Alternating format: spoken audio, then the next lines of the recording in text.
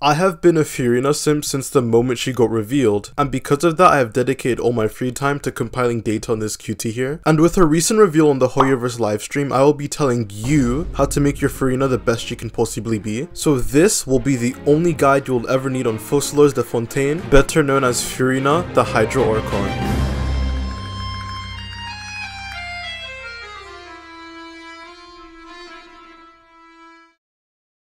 Hello there, Flip here, and today after a hefty amount of work, I'm here to tell you all how to build Furina, as well as a general overview on her kit, Synergies, and any misconceptions surrounding her. But before we do that, as always, if at any point during the video you're entertained or informed, make sure to drop a like and even consider subscribing, as I talk on various topics regarding Genshin's meta and I'll try to keep you updated, as well as have more follow-up videos on Furina. No more yapping needed, let's just get straight into the overview of her kit.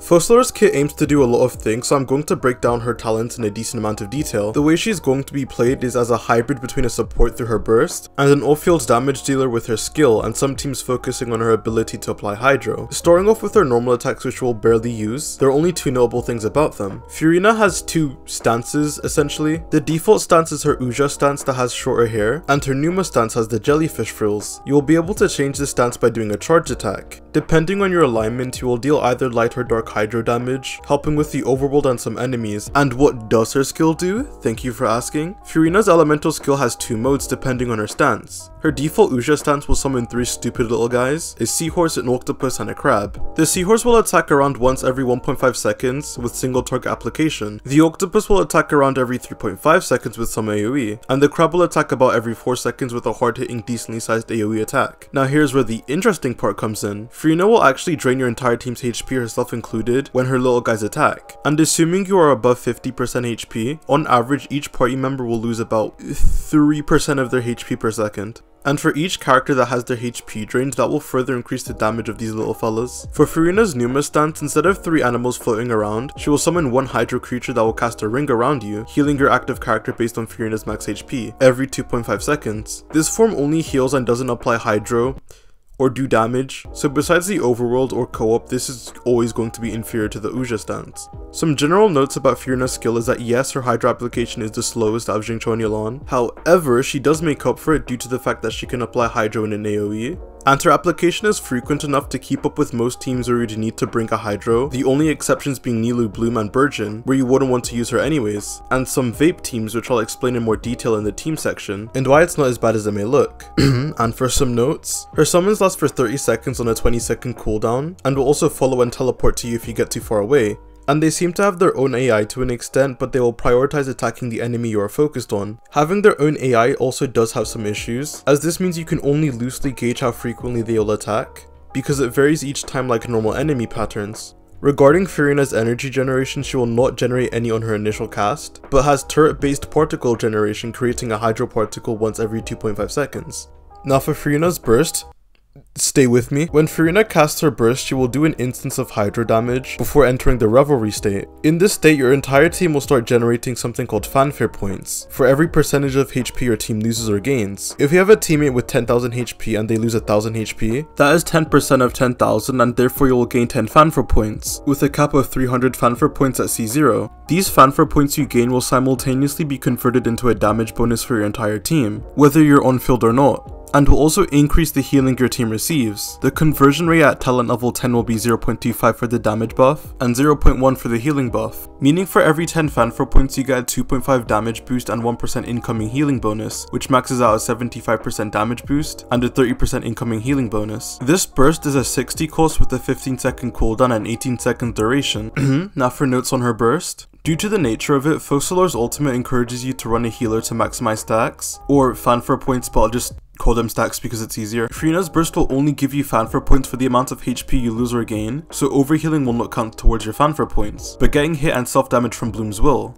And even though there's a cap here, it doesn't mean you have to build teams around trying to maximize her buff, because this buff applies to all party members, and due to how long it lasts, even getting half of it is worth it, which is something Furina can do by herself through her skill drain in around 10 seconds, but having a healer will help with. Lastly, to know how much fanfare you're generating, you can look at the bubbles on your screen, as there are 4 4 different effects at each 75 point threshold, with more bubbles filling your screen the more fanfare you have, and when you reach the 150 mark, your screen will dye a hue of purple to symbolize this. Now with that, the last thing to cover in Furina's kit before moving on to how to gear her is her Ascension talents. Her A1 will pretty much convert overflow healing into a team-wide heal, allowing even single target healers like Kuki to be able to keep your entire team healthy, or well, decently healthy, opening up more synergies and increasing her team flexibility. Furina's Ascension 4 is just the typical Orcon jargon. Everything in her kit scales with HP, whether that's her healing or her damage, and for every 1000 points of Furina's max HP up to 4000 HP, she will strengthen her skill damage up to 28% and will reduce the healing interval by a maximum of 16%.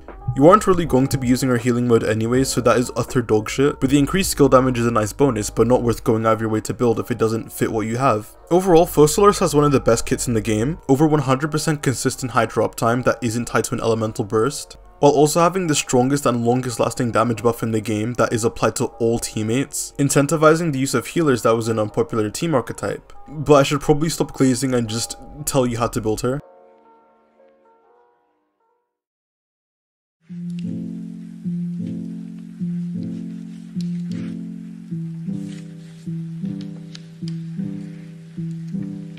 I was debating on how I should do this weapon section, but I thought it'd be best to, instead of comparing what weapon is better than X on a sheet, I will talk about her strongest weapon options, 4-star or 5-star, and why they work, and then talk about why some options won't work as well. As being a more supportive character, I believe this is a lot more valuable than just saying which hits harder. Also, because Furina is so flexible and has a high burst cost, there are just so many different scenarios to look at that it's just not worth it. For the good weapons, we obviously have her signature. This is the only weapon where I'll talk about its damage increase, because it's actually relevant for making an important banner decision. In terms of damage, this will be about 10 to 15% better than her other 5-star and 4-star options, while offering no support utility in return and just buffing her HP by 28% and skill damage by 24%, on top of being a massive crit damage stat stick. This is almost always Furina's best option, though I wouldn't recommend it as a general pull unless you really like Furina, as again it really does nothing other than boost her damage and doesn't help her quality of life like other signature weapons do. Next, the key is a great option for Furina, giving her a ton of HP and also boosting her entire team's EM, which is great for Dendro and Vape teams, and is going to be one of the rare times when her signature isn't her best weapon. In terms of team damage, you can easily get all 3 stacks by doing her skill followed by her Q. Festering Desire is going to be Furina's premier 4-star weapon. But imagine not having the Festering Desire. It gives Furina a skill damage bonus while also boosting its crit rate, making this weapon stupid for her damage, especially for a 4-star. And the cherry on top is that Furina is a character that will want a decent amount of ER due to how strong her burst is, and Festering Desire has an ER substat that almost itself is able to cover Furina's energy requirement. So if you have this weapon, make sure to use it. And if you don't have Festering Desire, get Fishing for the Pipe. They serve the same function and are good for the same reasons, but Festering is a bit more damage. Speaking of ER swords, Skyward Blade is another weapon that will be able to greatly cover most of Furina's energy requirement, while also giving you some crit rate. And how can I just not mention Fav? This will be enough to cover her energy needs while lowering the rest of your teams, a solid choice for if you're on a solo Hydra team, or you can't afford to use a Fav on someone else. Now for good damage stat sticks, Haran gives a decent amount of crit rate and elemental damage bonus, while also looking drippy as fuck on Furina. The Jade card gives some HP scaling with a massive amount of crit rate. Foliar also gives a massive amount of crit damage with some crit rate. With that covered, let's move on to some more cope options, or things that won't work that well. For Mistsplitter, because Furina snapshots, at most you're only getting 1 stack of Mistsplitter, which on top of its high base attack just won't be that great. This is the same case as Wolffang, which otherwise would have been a really good weapon. The Dokkan Assistant has a HP substat, which led people to believe that it was going to be really good for Furina. It's not. EM isn't that great to give to Furina unless you're running some specific setups, and the energy is nice but needs Hierophants to really be noticeable, and even at R5 it's just worse than using the pipe, which is a free weapon, so Sapwood Blade as a supporting option could be fine in like Dendro teams, but due to its high base attack it doesn't give that much ER in return, so you will still have to build a decent amount, and I think that will cover it. So let's move swiftly onto our artifacts. Hoyoverse, please give me a good golden trope set, I'm begging you.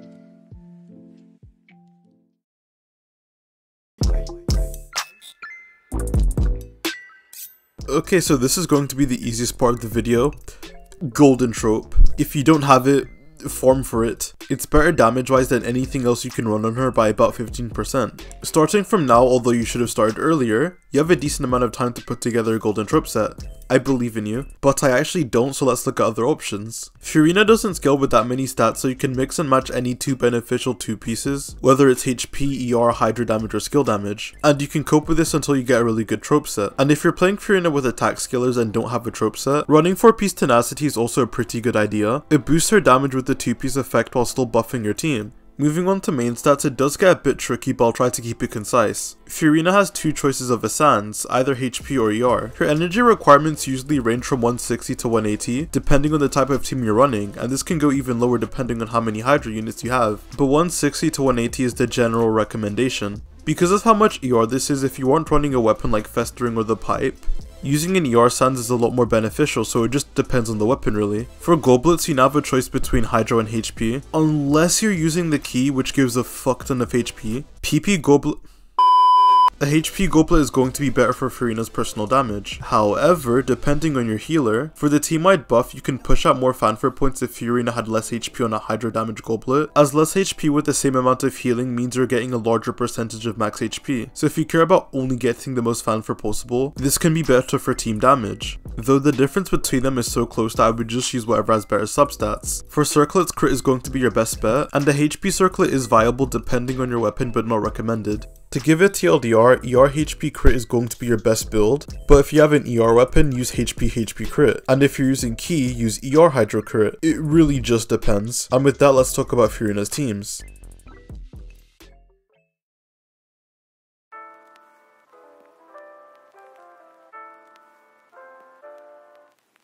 I wasn't sure how I was going to structure this, but I feel like I have a pretty good approach. Furina team building is always going to contain a healer, so it's best to talk about every healer in Genshin's merits before going into more specialized team cores so you have a better understanding of what her pairings are, and will even be able to build teams outside of what I recommend, as that's what a guide should be for. I'm going to dick ride Furina just a little bit more, but the reason why she's so good is because she makes healers more relevant. Genshin has many healers that have some good traits, but it's hard to justify using them if they don't offer a damage boost, as Events and Spiral Abyss are against the timer, which is why a damage boost is more beneficial than any of the healer's traits not related to damage, and why Bennett is so favored as he gives one of the strongest buffs in the game while also being able to heal, offering excellent role consolidation. Furina flips this on its head.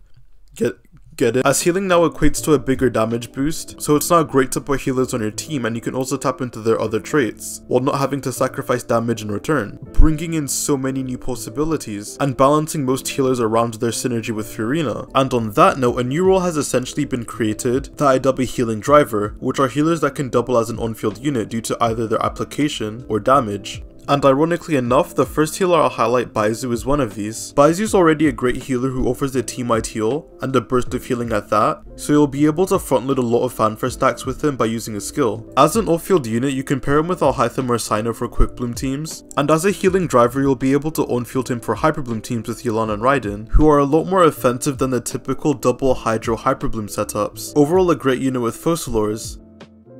If only she could make him not look ugly as well. Moving on, we have everyone's favorite idol, Barbara. Due to her burst, which is a massive AoE heal, and her normal attacks, which also offer a team-wide heal and come out very fast. Funnily enough, with Barbara, you'll be able to generate a ridiculous amount of fanfare very fast if you on-field her or switch into her and do a few normal attacks. This does come with the cost of using Barbara, as she doesn't really do anything else. At most, she applies Hydra and offers a stamina reduction, but who cares? You can also use her as an on-field unit to drive, as being a Catalyst user inherently makes her a good driver, but she's kind of just outclassed in this role by some other characters I'll cover later, and you still have to account for her ridiculous energy requirement. And unlike someone like Kokomi, Barbara's damage is attack scaling, while her healing is HP scaling, so she'll be doing no damage if you want her to heal. Pretty much Barbara looks kind of copium. With Bennett, running a healer build on him allows you to get some ridiculous heals upwards of 8k, and because of Furina's slow HP drain, when you're below 70%, Bennett will still heal the full amount of HP,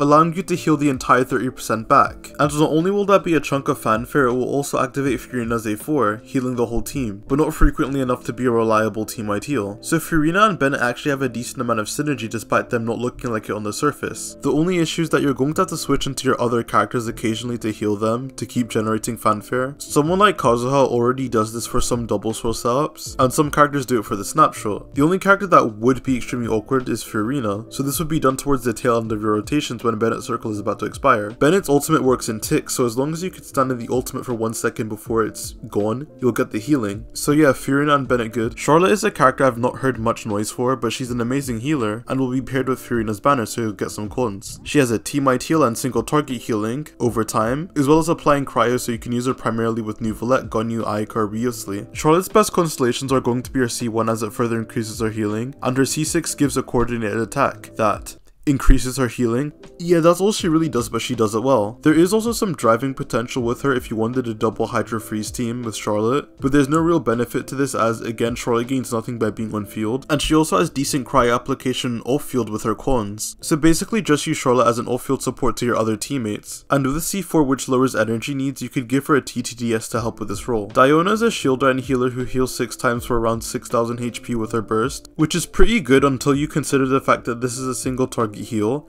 and she ticks for every 2 seconds, with her burst having a 20-second cooldown, so you have just gaps in your rotation without healing, and since she isn't team-wide, she won't be able to get your team back up very quickly. She's basically just a Charlotte downgrade in Furina teams. Next up we have... It's literally fucking Dory. Dory is primarily used with Dendra as a Hyper Bloom trigger, which is already anti-synergy with Furina because she does nothing for reaction damage. Also a single target healer with some downtime. No point in dorting more on this as it won't be that good.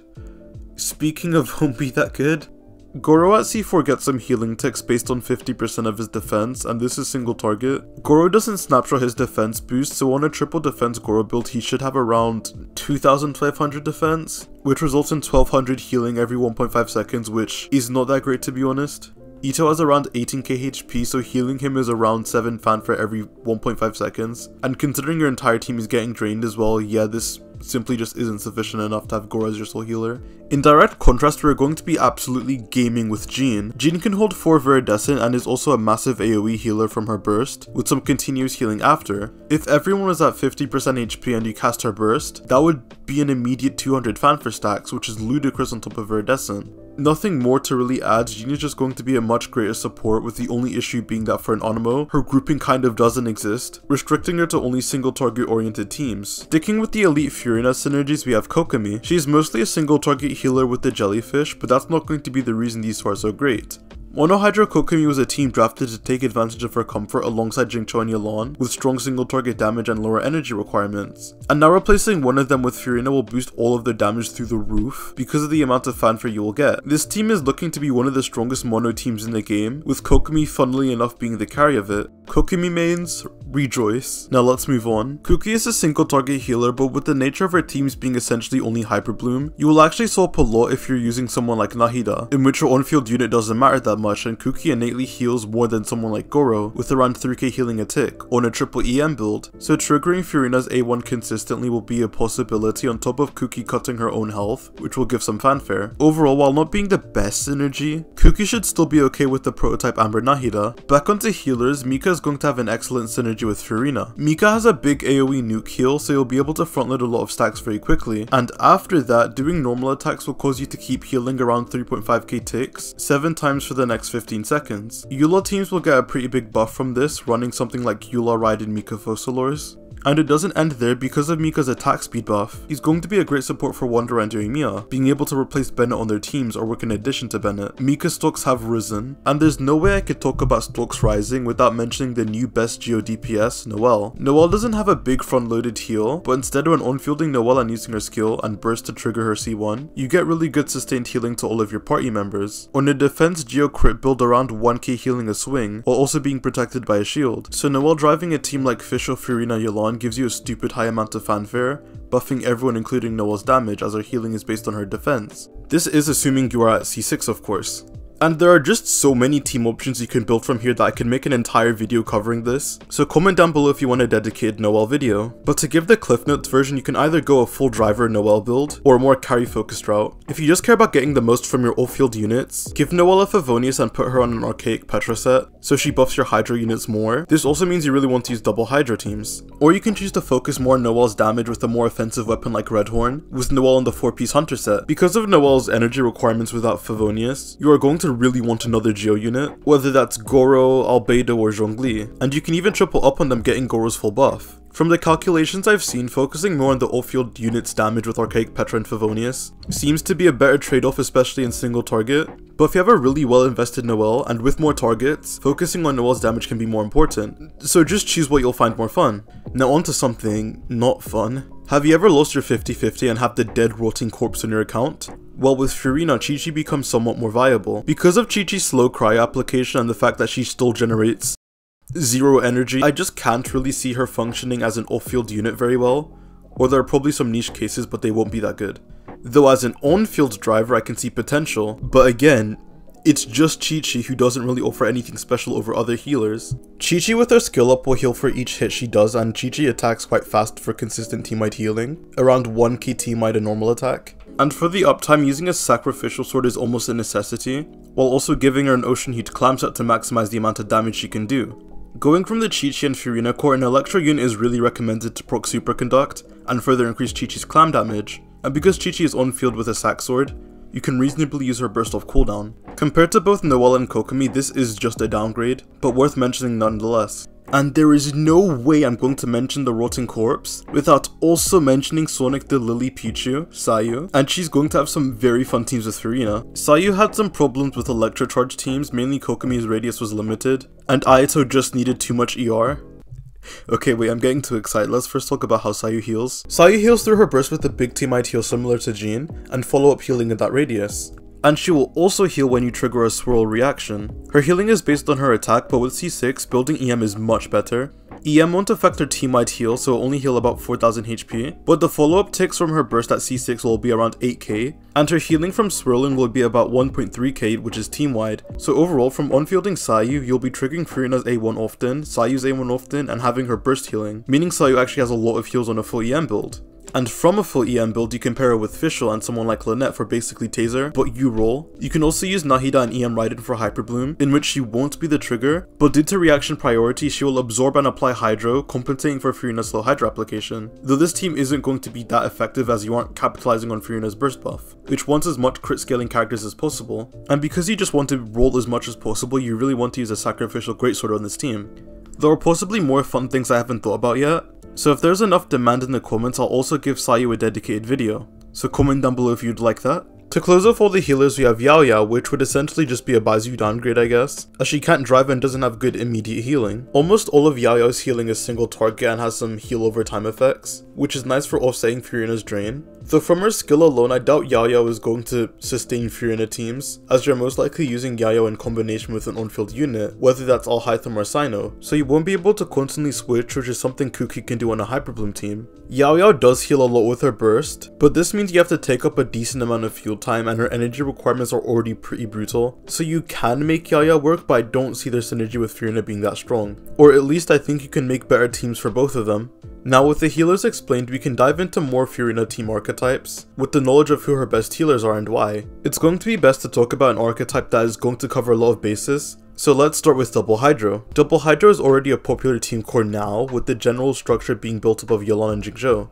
The Bocots lowering each other's energy requirements, Xingqiu offering support through his Hydro Red Shred, and having decent defensive utility through his damage reduction and resistance to interruption. And then Yelan has a more offensive presence from her Ascension 4 buff on the active character, and doing more personal damage than Xingqiu. And the combination of these two characters has defined a lot of the meta just due to the sheer amount of damage these two do, and the ludicrous amount of Hydro application you get. Now what happens if you add Furina into the mix? If you decide to replace Xingqiu, you get an extreme amount of offensive pressure. Furina also has more personal damage than Yelan, and not only that, but HP scaling characters don't have that many ways to buff their damage, the same way attack scalers do. So adding Furina here, who gives you a ridiculous damage bonus, boosts Yelan's damage more than Xingqiu would.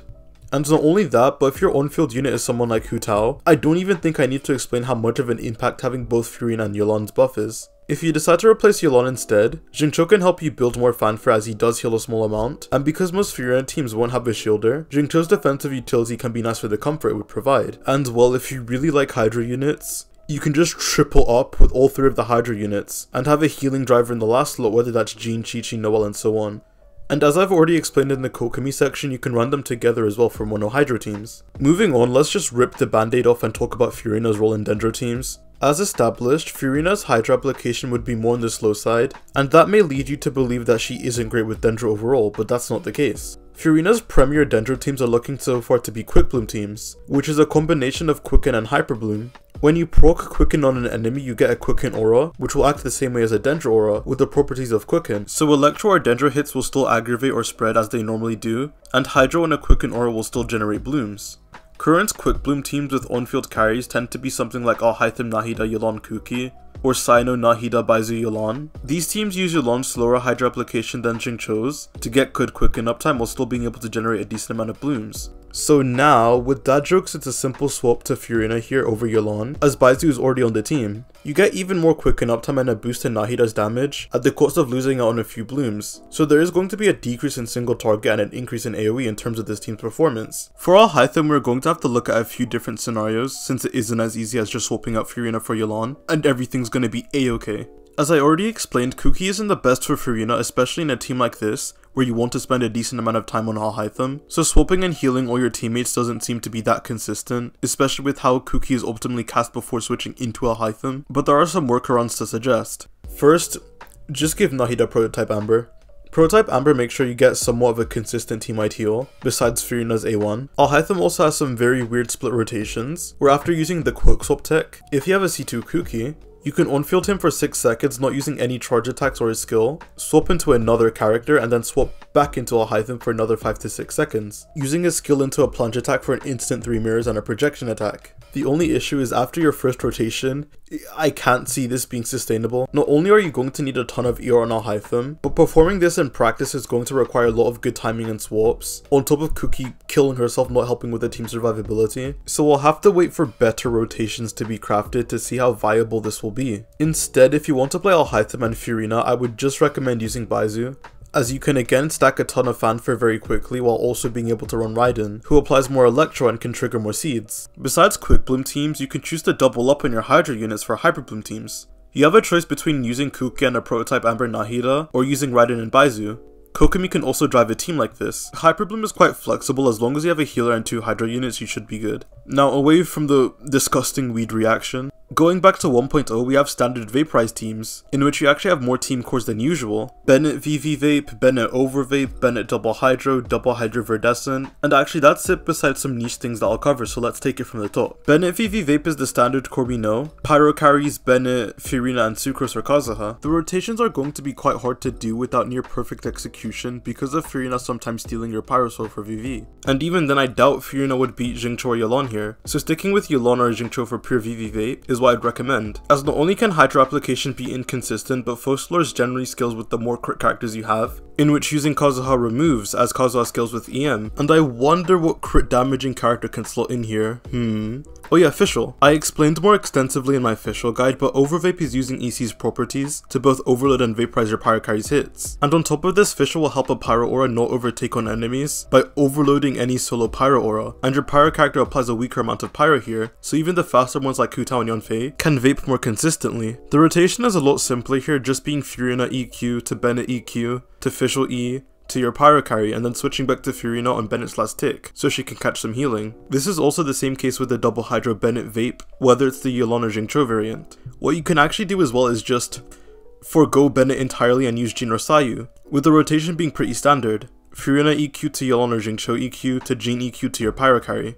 This works best on carries that don't heavily rely on attack like Hu Tao, even being her new best team option. Mika can fill this role just as good for Yoimiya, and you can also slot in Baizu, as with double Hydra application you can burgeon and still vape everything consistently, so there's no worry there. And for our very special child Klee, with Klee's standard mono Pyro setup, swapping out Kazuha ironically enough makes Furina vape on the team, but with the lack of grouping I would just stick to Klee's original teams.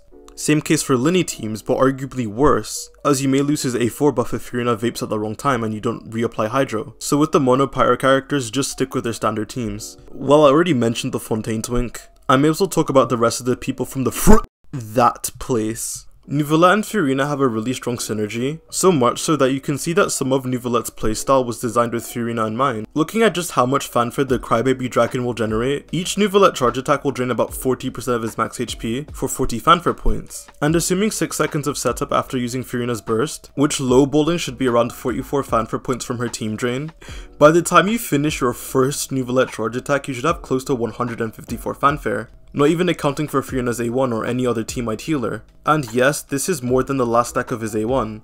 And before you even finish his second charge attack, you will have... yeah, you would have maxed out Furina's buff.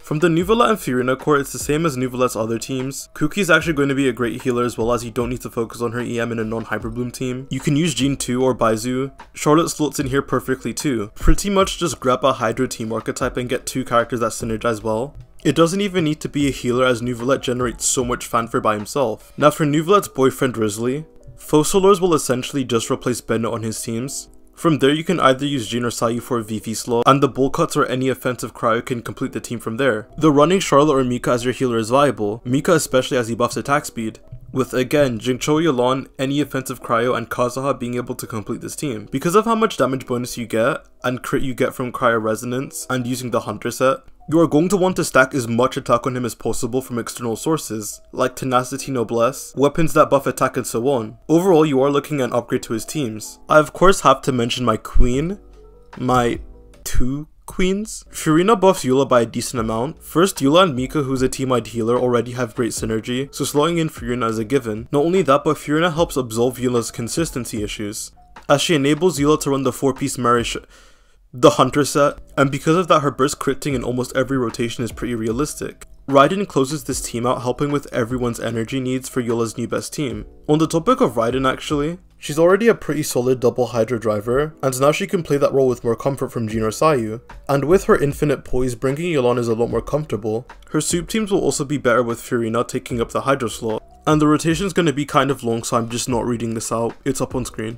On this team you'll also naturally have downtime because of Raiden, so you can utilize the healing mode from Furina to heal herself before the next rotation. Now Dea, you can run some vape carry teams together with Dea, where she would sometimes vape, and Dea is going to be able to generate quite a lot of fanfare. This type of team won't be that great at C0, but it's a Dea team so winnable. And to close things off, the last thing I think is worth talking about is Furina and Wonder synergy. Again, Furina here would replace Bennett, you obviously keep Farazan, and now Mika will finish out the team. Attack speed is an amazing buff for Wanderer, as his normal attacks are a majority of his damage, while also having no hit lag taking full effect of attack speed. Skara can also run the Hunter set, which is better than his current set with Furina. So yeah, Wanderer and Furina go quite well together. Now even though it may not be the best, any carries with decent healers can slot in Furina, and she'll enable them to run the 4 Hunter set on top of the massive damage bonus she provides, making her great as a general flex pick for a lot of units. And with that, we can close out the team section, and let's discuss our Constellations, because even as a low spender or free to play, you might want to pick hers up. Just look at this face. How do you not want to drop an extra $100 on this? That was a joke, by the way. Do not spend money you don't have.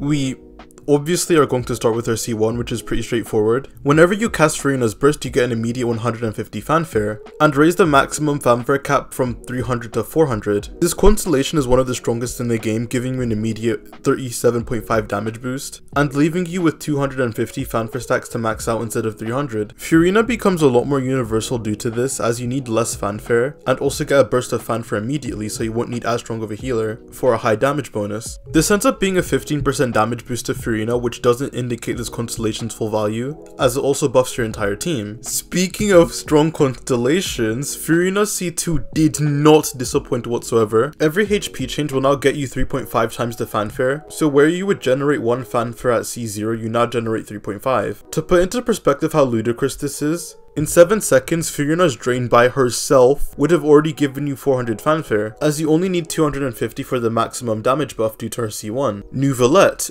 in one charged attack will not only give you full fanfare, but would have completely maxed out her C2, which I haven't even talked about the second part. When you reach the 400 fanfare cap, every fanfare point above the cap will give Furina 0.35 to her max HP for a total of 140% max HP, so more than double her base max HP. You are going to need 400 additional fanfare to max this out, which considering you are getting 3.5 times the fanfare is going to be quite easy. This won't give you a further damage boost to your team, but will more so be for Furina's personal damage, and this is going to roughly be a 40% personal damage increase over her C1, and 55% overall. For comparison, Raiden at C2 is a 61% increase from C0, so yeah, Furina is quite the balanced character. C3 is 3 talent levels to her burst, which pretty much just allows each fanfare point to give you an even bigger damage boost, because you just simply needed more. At C1 with 400 fanfare, the maximum was a 100% damage boost. And with C3 giving you 3 more levels, this is now 124%.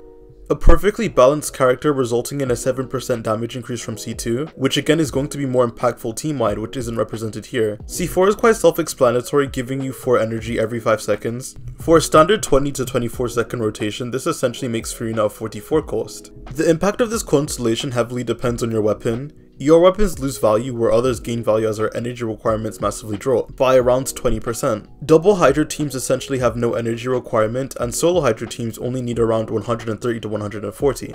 The gain on this constellation is pretty hard to gauge, but I'm averaging out to be a 9% increase. C5 makes her little guys do more damage for a 15% increase, nothing much to say. Now for Furina's constellation 2, I mean her constellation 6.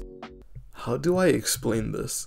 Basically, to save you the college dissertation, after using Furina's skill you will gain the Center of Attention buff, giving you a Hydra Infusion for 10 seconds, on your next 7 basic attacks. When in the Uja state, which is our default mode, when you hit an enemy with a basic attack, this will heal your entire team for 4% of her max HP every second for 2.5 seconds, and the duration can be stacked with multiple hits. And then in her Numa state, which is the healing one, her basics will be increased by an amount equivalent to 20% of her max HP, instead of 15%, while also draining 1% of your teammates' current HP. The way you're supposed to use the C6 isn't as some dedicated main DPS for Furina, but instead you're supposed to quickly unload a lot of damage and play your teams as normal. Her C6 also heals so much that you're going to be able to use her as your sole healer. So for all the people saying that she was niche, do you have anything to say now?